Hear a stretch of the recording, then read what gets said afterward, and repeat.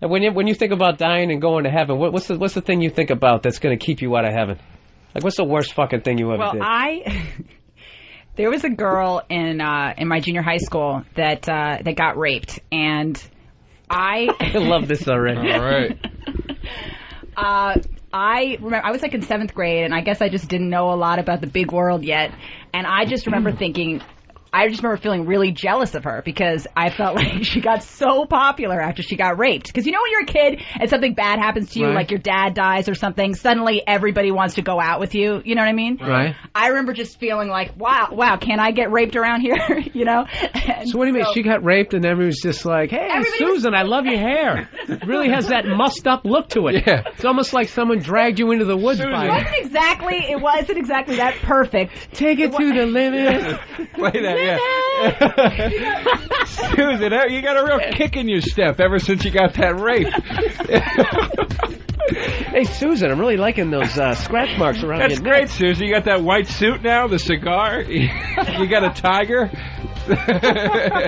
She was more lovable after she was raped. I don't know why. I'm not defending that stance, but for some reason she got very popular because this bad thing happened to her. So everybody was talking about her and, and the raping she got. Right. And I thought to myself, wow, I feel really jealous of her. At the moment, I was only 13. That's the worst thing you ever did? No, I'm not at the moment where it's really bad yet.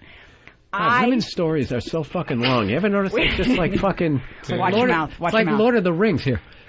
We were at a party, and I was really drunk, and I said something to the effect of... Not, wow, that's so cool that you got raped. But I said something kind of alluding to the fact, it's so horrible, alluding to the fact that her popularity skyrocketed. Say what you said. I don't remember exactly what I said, but I alluded to the fact that her popularity skyrocketed after she got gang raped. And I felt like... She got gang raped? She was raped by 2 guys or whatever, this party...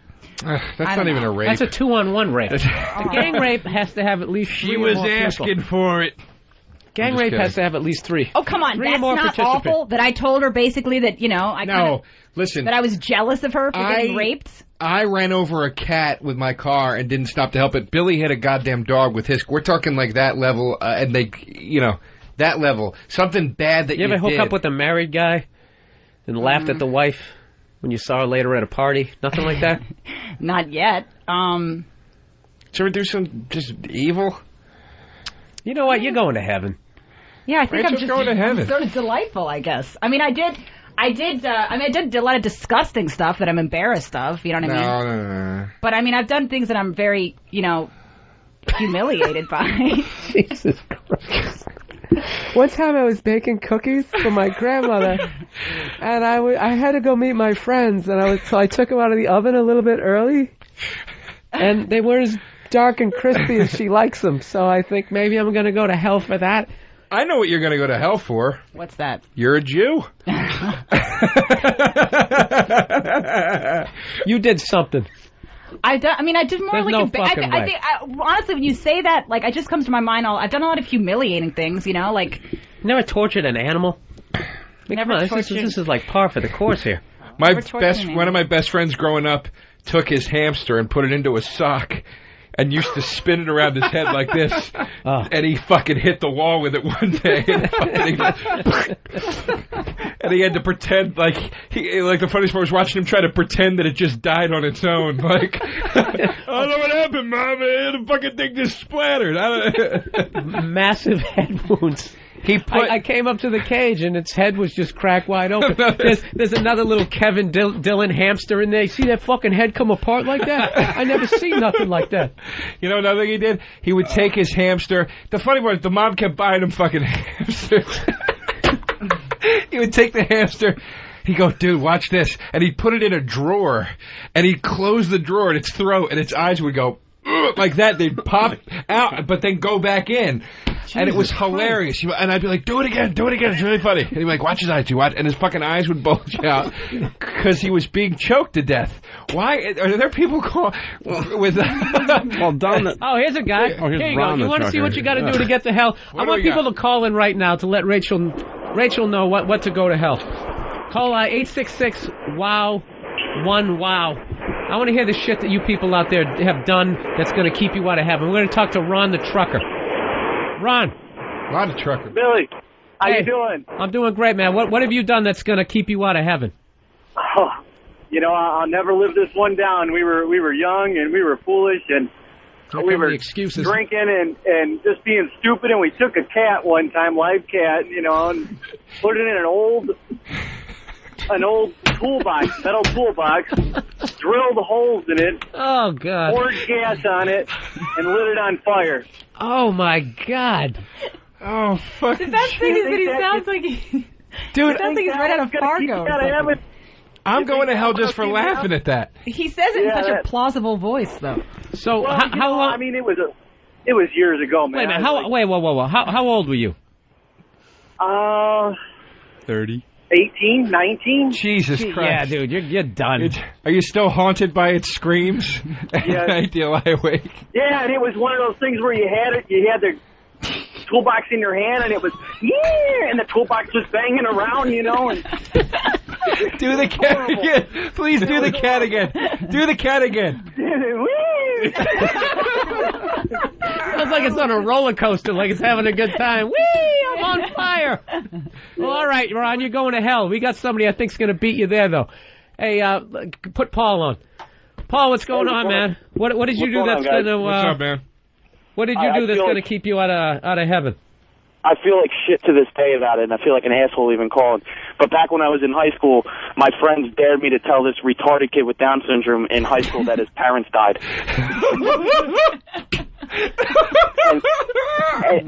and then the laughter ensued. What? How did you do it? They were separated from any kind of classes that we had, where they had lunch brought in by like little retarded carts and served to them in the classroom. But every once in a while, you'll catch one walking the hall. Could they slide their lunch under the door? Yeah, basically. so every once in a while, you'd catch one walking through the hall. So we would talk to this kid, and he became like kind of gained our trust. And my friend said, it'd be really funny is to tell him that his parents died and he has to go down to the office. So. I kind of broke the news to him, and he started crying and running down to the office. You know what? I'm kind of guilty of something like that. I didn't tell the kid his parents died, but there was this kid, Aaron, I'm not going to say his last name, but we used to just say his name loud enough for him to hear, but without the teacher, and used to just freak him out. He's one of these kids.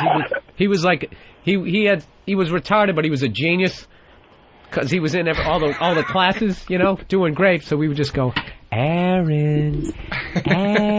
Dude, this kid would lose his. We'd get him to fucking start jerking off and touching himself in class to get thrown down. I actually did do that. I have a retarded guilty tale. This is becoming on the call in here is just becoming what have you done to a retarded person that's going to keep you on. We got to take our last break, we got to take a last break. All right, everybody hang on. If you guys are on hold right now, we got to get to these because these are fucking unbelievable.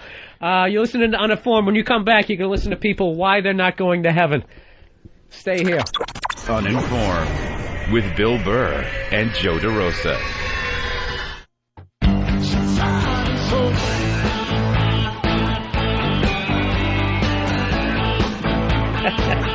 Is that you? Huey Lewis. All right, you're back with Uninformed, Bill Burr and Joe DeRosa. Special guest, Rachel Feinstein, and we're taking callers right now, basically trying to figure out what's the worst thing you did in your life that's going to keep you out of heaven. We got to talk to Carl.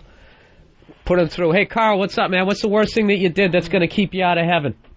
Hey, what's up, folks? How you doing? About 3 years ago when I was working for a retail unit, worked with a guy, and ended up just started off helping him out here and there because he was married, he was young, pick his wife up from work, drop her off.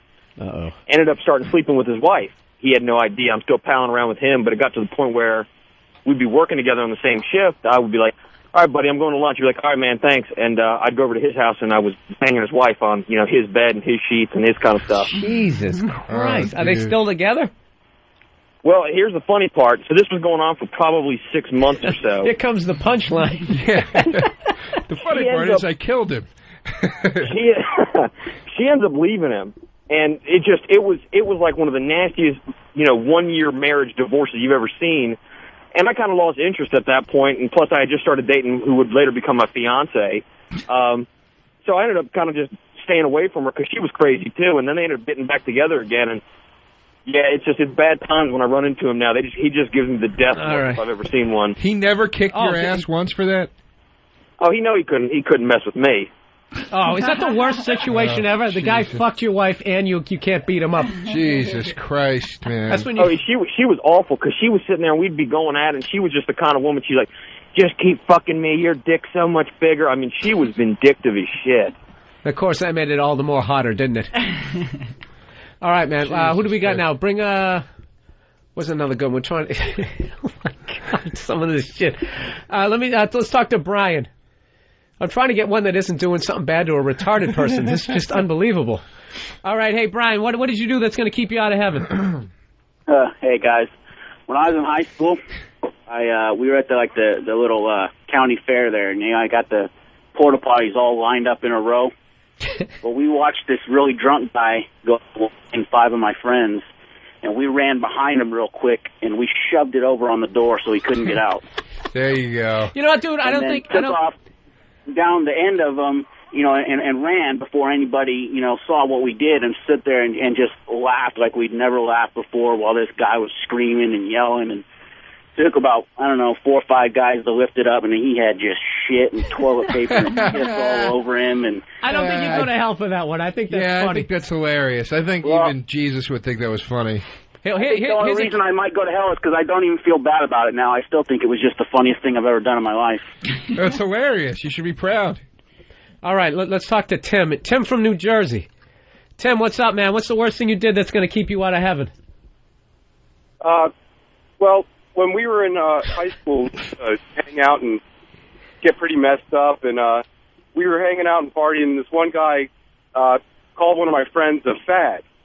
And we were all kind of drunk, and we kind of grabbed him. We were horsing around. We dragged him to the front of the house. And my buddy pulled his pants down, this guy's pants down. So it's starting to get a little out of control. It was weird. But, so we're all still laughing. But the kid's screaming, and he starts spraying the garden hose at the kid's asshole. And he was spraying it hard enough that it actually, gave him an enema. It was like spraying right into his ass. And the kid is screaming. And we let him go. We're all laughing really hard. And then he turns around, and water starts shooting out of his ass. And it's hitting the driveway outside of the house. And That's great. I was ashamed of myself and offended, and I never saw the kid again, and it was someone that we knew, but he sounds like the Emilio Estevez character in Breakfast Club when he taped the kid's butt cheeks together. He's having his little teary confessional. Once again, though, I don't think that's that. I think that's just really funny. All right, you want to hear somebody who's going to hell? Let's talk to Kevin. Kevin, right there.